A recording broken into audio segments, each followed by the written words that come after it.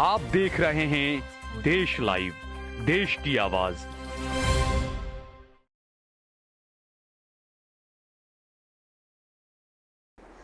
क्या मोदी राज में Bharat super power बन रहा है या दुनिया के सामने बदनाम? नमस्कार दोस्तों, स्वागत है आपका देश लाइव में और आपके साथ मैं हूं आशिमा त्यागी। दोस्तों, आज हम इसी टॉपिक पर बात करेंगे। मैं चर्चा में आगे बढ़ूं उससे पहले आप लोगों से अपील, इंसाफ की आवाज़ को बुलंद करने के लिए और सच्ची पत्रकारिता के लिए हमारा यानी देश लाइव का सहयोग करें।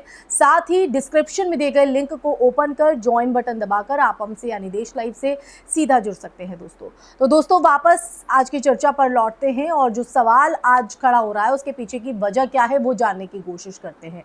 तो दरअसल भारत को दुनिया का सबसे बड़ा लोकतंत्र कहा जाता है।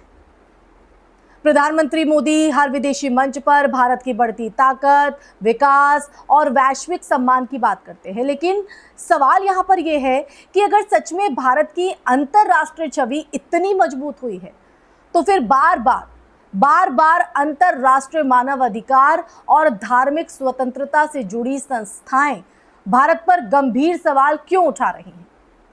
आखिर क्यों अमेरिका की एक सरकारी संस्था अब भारत को विशेष चिंता वाला देश घोषित करने की मांग कर रही है? और सबसे बड़ी बात क्यों भारत की खुफिया एजेंसी रॉ और आरएसएस जैसे संगठनों पर प्रतिबंध लगाने तक की बातें होने लगी हैं?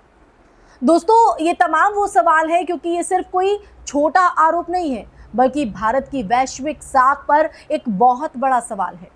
दरअसल अमेरिका की संस्था USCIRF यानी कि United states commission on international religious freedom ने अपनी 2026 रिपोर्ट में फिर से अमेरिकी विदेश विभाग से कहा है कि भारत को कंट्री ऑफ पर्टिकुलर कंसर्न यानी विशेष चिंता वाला देश घोषित किया जाए।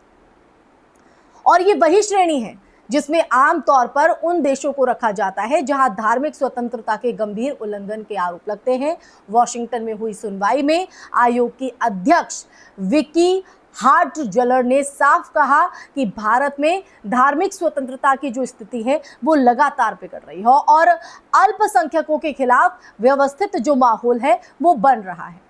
अब देखिए, सुनवाई में मुस्लिम, ईसाई और सिख समुदायों को लेकर जो चिंता है वो भी जताई गई है। इसके साथ साथ विदेशों में सरकार के आलोचकों को निशाना बनाने के आरोपों पर भी चर्चा हुई। इसके अलावा अब यहाँ सबसे दिलचस्प अगर की बात करें तो वो ये है कि प्रधानमंत्री मोदी और डोनाल्ड ट्रंप की दोस्ती के जो चर्चे हैं वो अक्सर भारतीय मीडिया में दिखाए जाते हैं।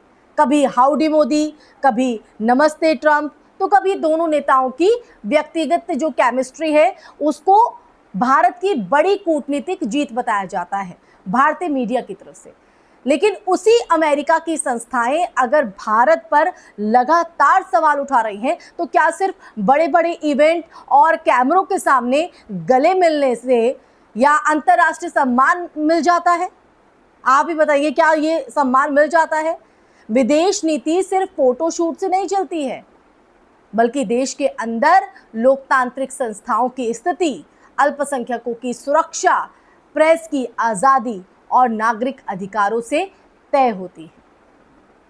सरकार और उसके जो समर्थक हैं अक्सर कहते हैं कि ये विदेशी संस्थाएं भारत को बदनाम करने की साजिश करती हैं। लेकिन सवाल ये भी है कि आखिर ऐसी रिपोर्टों को सामग्री मिलती कहां से है, जब देश के अंदर मॉब लिंचिंग, धार्मिक ध्रुवीकरण, बुलडोजर राजनीति, नफरत भरे भाषण और विरोध करने वालों पर कार्रवाई, ये तमाम ऐसी खबरें अंतर्राष्ट्रीय मीडिया की सुर्खियां बनती है तो इसका जो असर है वो भारत की छवि पर पड़ता है। दुनिया सिर्फ जीडीपी नहीं देखती है, दुनिया ये भी देखती है कि उस देश में लोकतंत्र और इंसाफ की हालत कैसी है।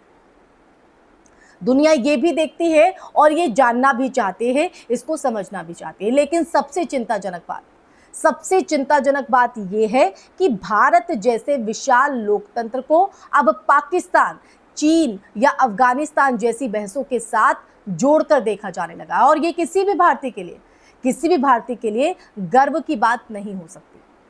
तो देखिए, राजनीतिक मतभेद अपनी जगह हो सकते हैं, लेकिन अगर अंतरराष्ट्रीय मंचों पर बार बार भारत की लोकतांत्रिक छवि पर सवाल उठ रहे हैं तो सत्ता में बैठी सरकार से जवाब जरूर पूछा जाएगा, क्योंकि देश किसी एक पार्टी का नहीं होता है। देश की जो प्रतिष्ठा है वो 140 करोड़ लोगों की होती है, 140 करोड़ लोगों की। तो दोस्तों, ये वो सच्चाई है जो देश लाइव आपके सामने इस चर्चा के माध्यम से रखता नजर आया। लेकिन ये जो सच्चाई जानकर आपके मन में क्या विचार हैं, आपकी क्या प्रतिक्रिया है, क्या राय है, कमेंट सेक्शन में कमेंट करके जरूर साझा कीजिएगा। इस वीडियो को ज्यादा से ज्यादा शेयर कीजिएगा, हमारे चैनल देश लाइव को सब्सक्राइब कीजिएगा। फिर हाजिर होंगे ऐसी चर्चा लेकर, तब तक के लिए आप अपना ख्याल रखिए। जय हिंद, जय भारत, नमस्कार।